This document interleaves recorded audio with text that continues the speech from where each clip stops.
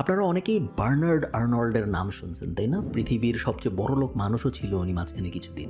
উনাকে বলা হয় the father of luxury goods. দুনিয়ায় যত লাক্সারি ব্র্যান্ড আছে এই সব ব্র্যান্ডের বেশিরভাগই আসলে এই লোকের। মজার ব্যাপার দেখেন, এই কোম্পানিগুলোর বেশিরভাগই কিন্তু উনি আসলে শূন্য থেকে বানায় নাই। 1984 সালে উনি ক্রিশ্চিয়ান ডিওর কিনে।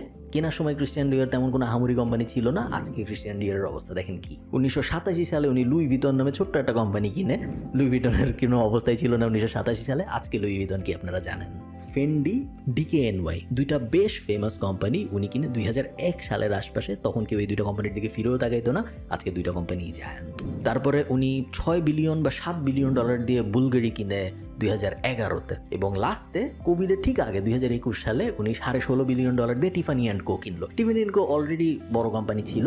হাউএভার 2021 সালে টিফানি অ্যান্ড কোর যে অবস্থা ছিল, আজকে টিফানি অ্যান্ড কোর অবস্থা আরও ভালো। ওরা 100 না 150 নতুন স্টোর ওপেন করছে ওই কেনার পরের থেকে। মোট কথা হইল, বার্নার্ড আর্নল্ড দুনিয়াকে দেখাই দিছে যে কোম্পানি বানাইতে হয় না শূন্যর থেকে।